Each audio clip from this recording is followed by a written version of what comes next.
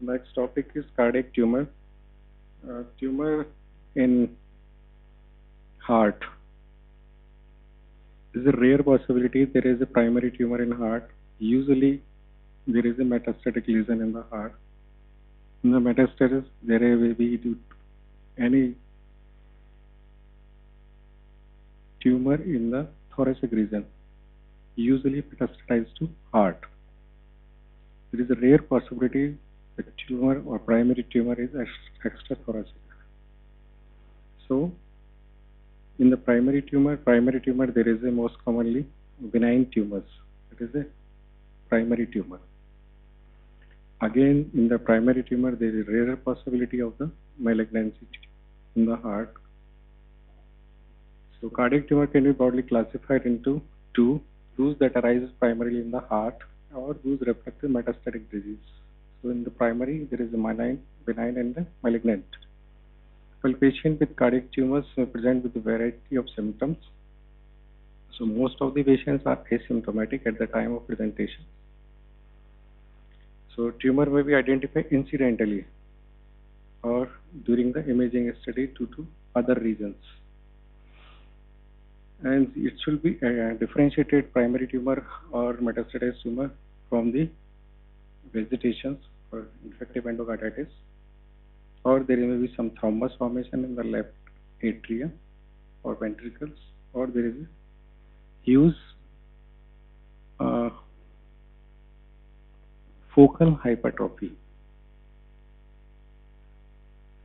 So primary tumors, there is a rare tumors, and approximately three quarters are histologically benign. So most commonly there is a benign tumors, and the majority of these tumors are the myxomas. So most common primary tumor in the heart is myxoma. Malignant tumors, almost all of which are sarcoma, that accounts for 25%. So 75% are benign, that is myxoma. So all cardiac tumor, regardless of pathological type, have potential to cause life-threatening complication, whether it's benign or malignant or metastatic, because it causes obstruction, and that obstruction causes life-threatening complications. So clinical presentations of cardiac tumor present with variety of cardiac and non-cardiac manifestation. In non-cardiac, most commonly there are constellations manifestations. These manifestation depends in the large part the location of the tumor, in the size of the tumor, as well as there is impact on the surrounding structures like vessels or the valve. And these have some non-specific features in the form of a chest pain, syncope, congestive heart failure, murmurs, arrhythmias, and some conduction disturbances, and pericardial effusion. We have already discussed in the pericarditis. There may be chances to pericardial effusion or cardiac tamponades. Embolic phenomena and constitutional symptoms may be seen. So most commonly there is a myxoma. What are myxomas? These are the most common primary tumor usually seen in adults. So they occur at all ages, but most commonly in the third, fourth, and sixth decades, and female is predominant. And 90% of myxoma are sporadic, non-familial. There is no genetic transmission. So if there is a familial, there is due to autosomal dominant. And familial variety usually have some syndromes. These are Carnes complex, Naim syndrome, and Lamb syndrome. But these are rare. In the Carnes complex, if you go in a PPG examination, there may be MCQ in the Carnes complex usually.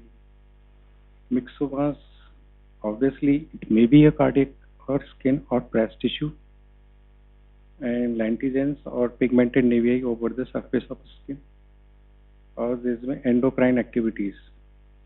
There is endocrine activity in the form of adrenal cortex, or there may be pituitary, or there may be Cushing syndrome or testicular.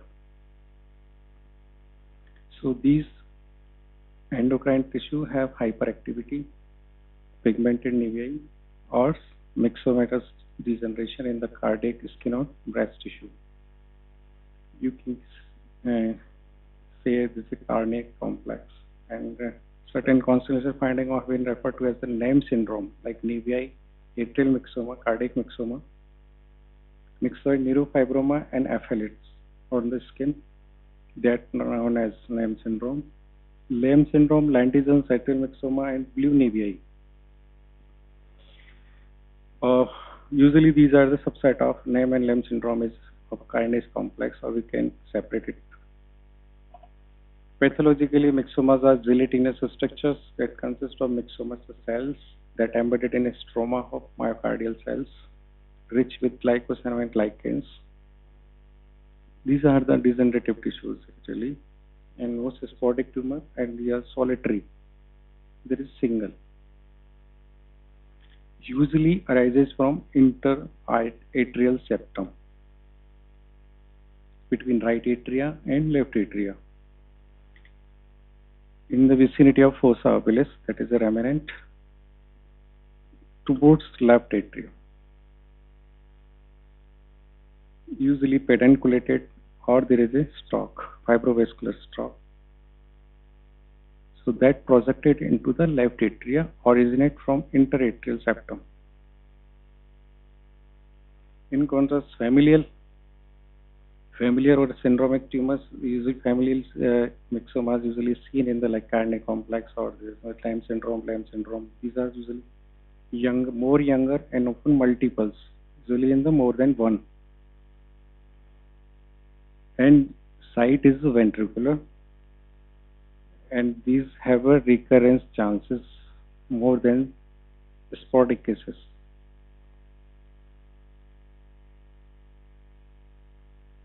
Clinical features: myxomas commonly present with obstructive sign and symptoms, because when it is projected in the left atria, atrial cavity that goes towards the mitral wall and causes obstruction to the inflow from left atria to left ventricle. That's why there is a sign and symptom simulating with the mitral stenosis. So most common clinical presentation that may be mitral valve disease, either stenosis, and the tumor collapsing into the mitral orifice, or the regurgitation. Sometimes there may be regurgitation lesion. It causes distortion of the valve, or the rupture, or the trauma. That's why it may cause, but rarely causes regurgitant lesion. Most commonly there is a obstructive lesion. Ventricular, that is a familial, or there is a syndromic myxomas. These ventricle origination causes of outflow obstruction, subaortic or subpulmonary, is because it causes projection into the ventricle cavity, either right or to the left, causing obstruction to the aortic wall or the pulmonic wall. So symptom and sign may be sudden in onset and positional in nature, because there is no fixed lesion in the wall. That's why there is maybe changing in the clinical features. A characteristic low-pitched sound that is called as tumor plop, that can be appreciated by the auscultation. Early or mid diastolic tumor against the mitral wall or ventricle wall, causing obstruction. So when there is an inflow from atria to ventricles, there is a sound is created during mid diastole. At that time, that sound simulating with the mid diastolic murmur. That's why we call it as like simulating with the mitral stenosis, and specific name is quite like tumor plop. Myxomas usually present with peripheral or pulmonary embolic phenomena also. So it causes embolization of tumor fragments or tumor associated thrombus. Constitutional sign: weight loss, cachexia, urticaria, rashes, digital clubbing, Raynaud's phenomena, fever.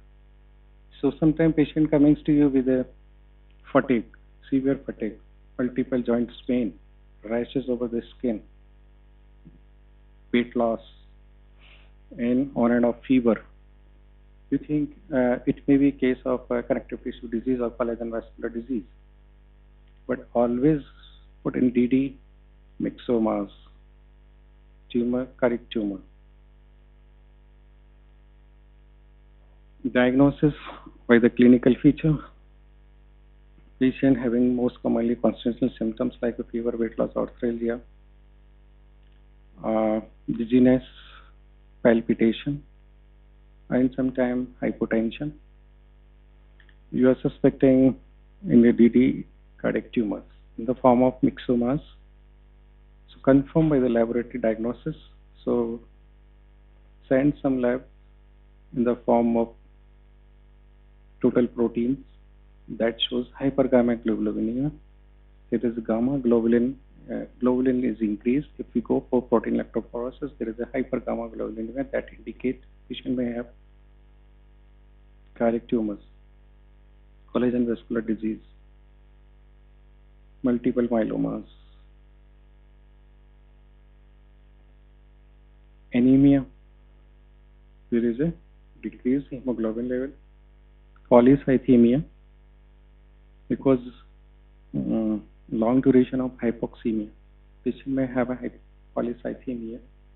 Leukocytosis, increased TLC. ESR is obviously increased in all these cases, type of having a long-standing disease. CRP level is increased, again indicating there is a chronic inflammatory state that again have DD for the collagen vascular disease, connective tissue disease. Thrombocytopenia may be seen and thrombocytosis. Obviously, there is a inflammatory process that causes counteract in the form of increased platelet count. So, this is a account for the frequent misdiagnosis of patient myxomas having endocarditis, infective endocarditis, collagen vascular disease, some tumors having paraneoplastic features, or some connective tissue disease. So, always put in DD cardiac tumors. But these are rare, but we have to think about the cardiac tumor.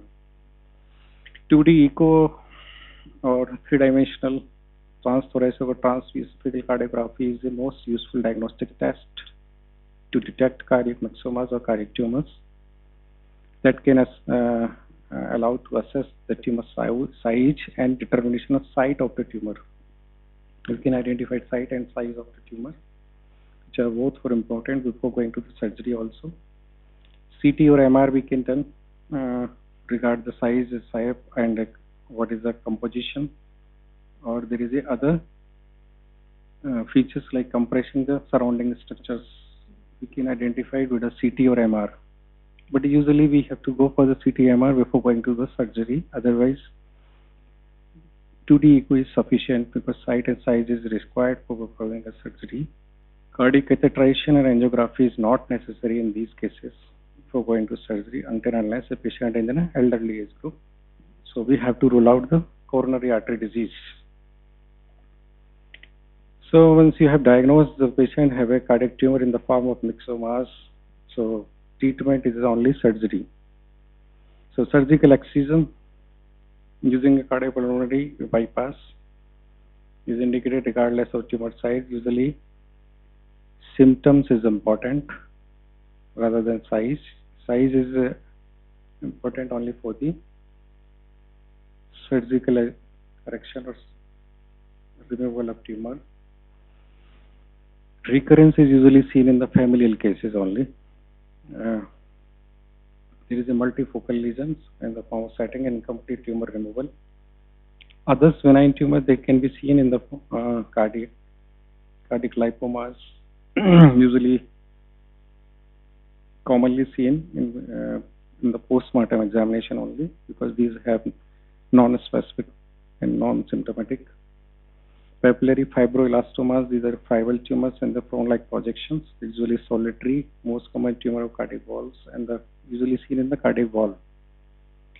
And these give most of the patients after the postmortem examination shows there is a cytomegalovirus remnants. It shows there is a cytomegalovirus or CMV infection in the previous periods and they have been converted into the fibroelastomas. Rhabdomyoma and fibromas are most common cardiac tumor in infants and children and usually seen in the ventricles. And that again causes obstruction and causing simulating with the valvular stenosis, and CHF for restrictive hypertrophic cardiomyopathy or pericardial constriction or constrictive type of pericarditis can be seen. Rhabdomyomas are mostly hamartomas growth, and these tumors have a tendency to regress. Why these are not important? Because most of the tumors have regressed completely or partially. So only tumors that doesn't regress spontaneously and causing obstruction is required surgery.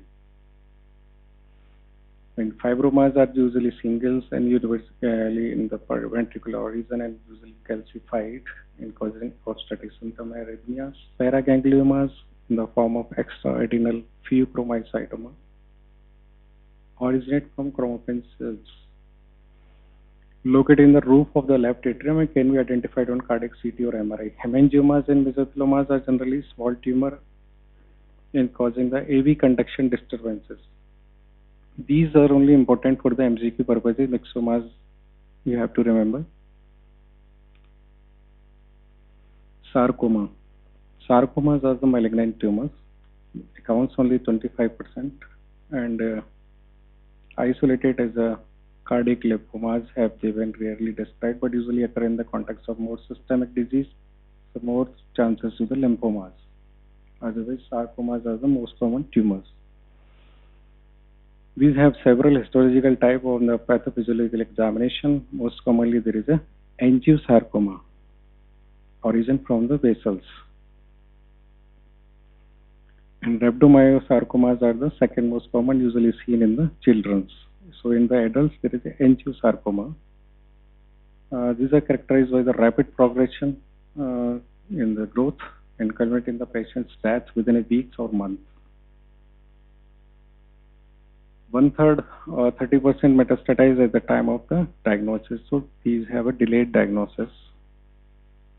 And at the time of diagnosis, these have involved all the lungs and commonly involve the right side of the heart. So sarcoma is more common in the right side of the heart, that is malignant, and benign tumors most commonly in the left side of the heart.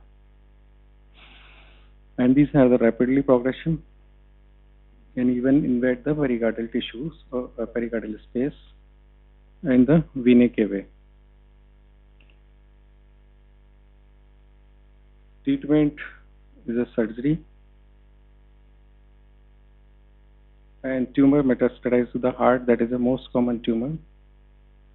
These are more common than the primary tumors and their incidence is likely to increase as the life expectancy is percentage is increasing, because these are the tumors that metastasize from the primary tumors that may be in the thoracic or extrathoracic region. Life expectancy of the case of any type of tumor is increased nowadays. That's why chances to metastasize to the heart is increased. That's why most common tumors are the metastatic tumors, because there is an advanced therapy for the different type of tumors. Various forms of malignant neoplasma extended by more effective therapy and improved imaging modalities allowed their early identifications. So cardiac metastasis may occur with any type of tumors. Relatively incidence is especially high in a malignant melanoma, leukemia, lymphoma, because mostly there is a hematogenous spread.